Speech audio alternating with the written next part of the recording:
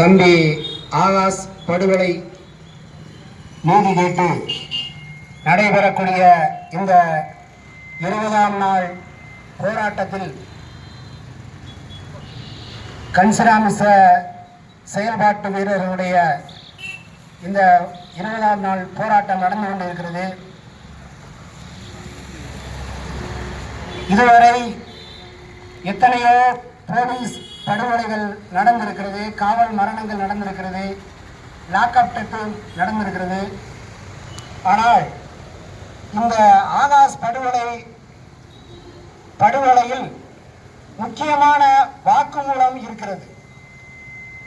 ஆகாஷே நீதிபதியிடம் மரண வாக்குமூலம் கொடுத்திருக்கிறார். போலீஸ் அடித்துதான் கொன்றது, போலீஸ் அடித்ததனால்தான் காயம் ஏற்பட்டது என்று நீதிபதியிடம் ஒப்புதல் வாக்குமூலம் கொடுத்திருக்கிறார், மரண வாக்குமூலம் கொடுத்திருக்கிறார்.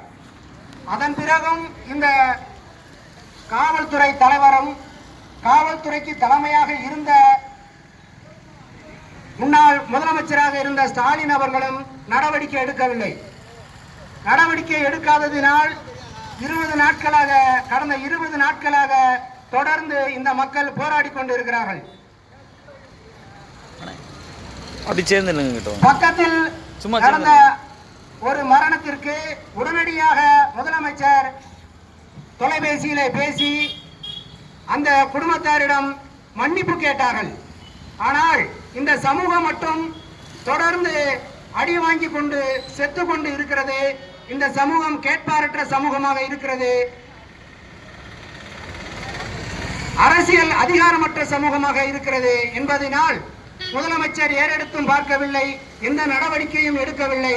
ஆனால் கோர்ட்டு நீதிமன்றமும் நீங்கள் ஏன் இன்னும் வாங்காமல் வைத்திருக்கிறீர்கள், ஆகாஷ் படுகொலையான ஆகாஷனுடைய அந்த உடலை இன்னும் பிரேத பரிசோதனைக்கு பிறகும் வாங்காமல் ஏன் வைத்திருக்கிறீர்கள் என்று நம்மிடையே கேள்வி கேட்கிறது நீதிமன்றம். ஏன் இந்த நீதிமன்றம் குற்றவாளிகள் இவர்கள்தான் என்று ஆகாஷ் ஒப்புதல் வாக்குமூலம் மரண வாக்குமூலம் கொடுத்திருக்கிறார், அதன் பிறகும் அவர்களை ஏன் கைது செய்யவில்லை என்று இந்த நீதிமன்றம் கேட்கவில்லை. நீங்கள் ஏன் உடலை வாங்காமல் வைத்திருக்கிறீர்கள் என்று பாதிக்கப்பட்ட நபர்களிடம் கேள்வி கேட்கிறது. அப்படி என்றால் இந்த அதிகாரமும் நீதிமன்றமும் யாருக்கு ஆதரவாக இருக்கிறது, மக்களுக்கு ஆதரவாக இருக்கிறதா இல்ல காவல்துறைக்கு ஆதரவாக இருக்கிறதா என்பதை நாம் இதிலிருந்து புரிந்து கொள்ளலாம். ஒன்றை மட்டும் நாம் இங்கே தெளிவாக சொல்ல வேண்டும். ஏனென்றால் நம்மிடையே ஒரு ஒற்றுமை இல்லை, அரசியல் அதிகாரம் இல்லை. இந்த சமூகம் மட்டுமே தொடர்ந்து படுகொலை செய்யப்படுகிறது. போலீஸ் படுகொலை தொடர்ந்து இந்த சமூகத்தில் மட்டுமே நடந்து கொண்டிருக்கிறது. ஏனென்றால் உங்களுக்கு அரசியலாக பேசுவதற்கு ஆள் இல்லை. அங்கே இருப்பவர்களும் அவர்கள் தலைமையின் சொல்படிதான் கேட்டு வேலை செய்து கொண்டிருக்கிறார்கள். இங்கே இருக்கக்கூடிய எம்எல்ஏ நம்மவர் தான். ஆனால் அவர் இதை பற்றி பேசி இருப்பாரா? தொடர்ந்து இங்கே இந்த தென் மாவட்டத்திலே தொடர்ந்து படுகொலை நடக்கிறது. இப்படி சொல்லிக்கொண்டே போகலாம். ஒவ்வொரு மாவட்டத்திலையும் அடுத்தடுத்து நடந்துகிட்டே இருக்குது. எந்த நடவடிக்கை எடுத்திருக்காங்க? எந்த நடவடிக்கை எடுக்கல. ஏன்னா தொடர்ந்து அரசியல் அதிகாரம் நம்முடைய எதிரிகளினுடைய கைகளில் இருக்கிறது. அவர்கள் அரசியல் அதிகாரத்தை கையில் வைத்துக் கொண்டு தொடர்ந்து நம் மீது தாக்குகிறார்கள் போலீஸ் அடியாள் படை மூலமாக. நாம் எப்போது அரசியல் அதிகாரத்திற்கு அருகில் வர வேண்டும் அல்லது அரசியல் அதிகாரத்தை நாம் கையில் எடுக்க வேண்டும், அப்போதுதான் நமக்கான தீர்வு கிடைக்கும். தொடர்ந்து இங்கே மனித உரிமை ஆணையம் இருக்கிறது. மனித உரிமை ஆணையம் ஆகாஷ் படுகொலையாகி 20 நாட்கள் ஆகியும் இன்னும் நடவடிக்கை எடுக்கவில்லை. மாநில SC/ST கமிஷன் இருக்கிறது, அதுவும் எந்த விதமான நடவடிக்கையும் எடுக்கவில்லை. தேசிய SC/ST ஆணையம் இருக்கிறது, அதுவும் எந்த விதமான நடவடிக்கையும் எடுக்கவில்லை.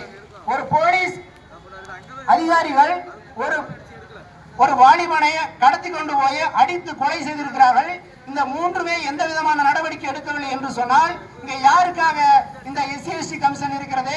தேசிய SC/ST கமிஷன் எதற்காக இருக்கிறது? மாநில SC/ST கமிஷன் எதற்காக இருக்கிறது? மனித உரிமை ஆணையம் எதற்காக இருக்கிறது என்பதை இந்த இடத்திலே நாம் கேள்வி எழுப்பையாக வேண்டும். ஒடுக்கப்பட்ட மக்கள், பாதிக்கப்பட்ட மக்களுக்காக பாடுபட வேண்டிய மனித உரிமை ஆணையம் இதுவரை எந்த விதமான நடவடிக்கையும் எடுக்கவில்லை என்பது மிகவும் கண்டிக்கத்தக்கது. தொடர்ந்து இந்த போராட்டம் நடைபெற வேண்டும். இந்த ஆகாஷிற்கு படுகொலையான ஆகாஷிற்கு நீதி கிடைக்க வேண்டும். அதுவரை நம்முடைய போராட்டம் தொடர வேண்டும். உங்களுடைய போராட்டத்திற்கு எங்களுடைய கன்சிராமிச ஆர்வலர்கள் செயல் வீரர்கள் கூட்டமைப்பு சார்பாக தொடர்ந்து ஒத்துழைப்பையும் உங்களுக்கான அந்த ஆதரவினையும் தொடர்ந்து அளிப்போம் என்று கூறி தொடர்ந்து இந்த போராட்டம் வெல்ல வேண்டும். ஆகாஷின் படுகொலைக்கு காரணமானவர்களை கைது செய்யும் வரை இந்த போராட்டம் தொடர வேண்டும் என்று விடைபெறுகிறேன். நன்றி, வணக்கம்.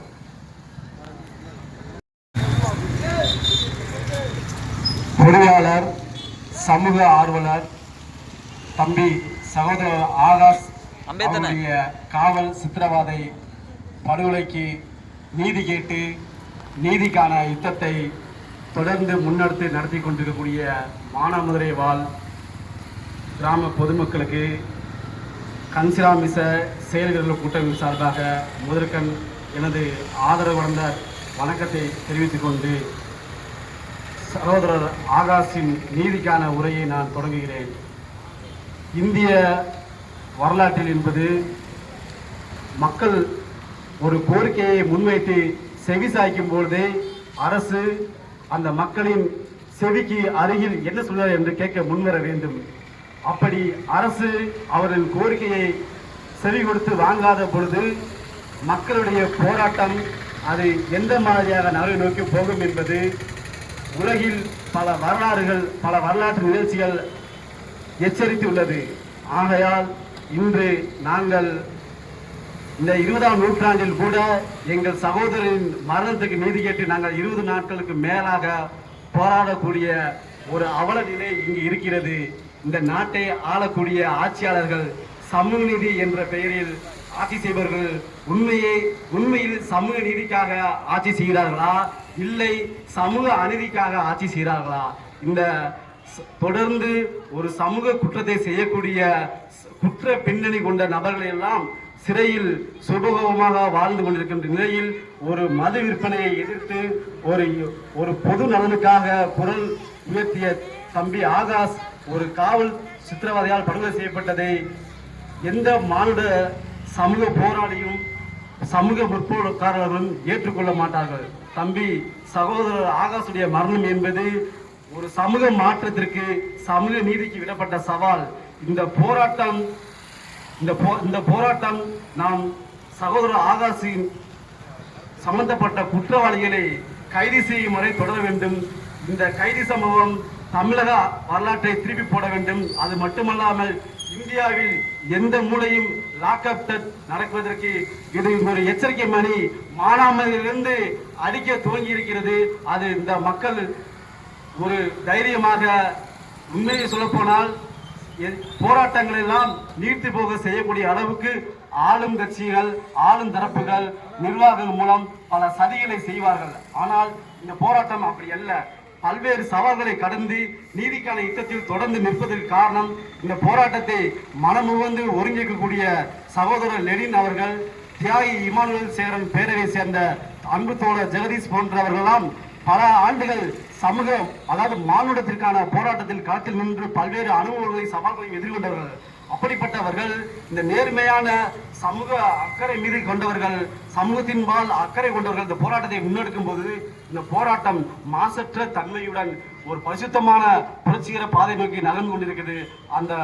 இந்த போராட்டத்திற்கு எங்களுடைய ஆதரவை, கண்ணியமிக்க ஆதரவை கன்சிராமிச செயல்வீரர்கள் கூட்டமைப்பு ஆதரவு அளிக்கிறது. தமிழ்நாடு சீக்கிய சங்கம் சார்பாக நாங்கள் எச்சரிக்கின்றோம். நீதிமன்றம் நியாயமான தீர்ப்பை வழங்காவிட்டால் மக்கள் மன்றம் தீர்ப்பை எழுதுவார்கள் என்பதை இந்த மண்ணில் நான் எச்சரிக்கையாக அளித்துக் கொண்டு இந்த சகோதரன் ஆகாஷிற்கு நீதிக்கான உரையை நான் இத்துடன் முடித்துக் கொள்கிறேன். இந்த போராட்டத்தில் உறுதியாக இருக்கும் அனைத்து நண்பர்களுக்கும் வணக்கம், நன்றியை தெரிவித்துக் கொள்கிறேன்.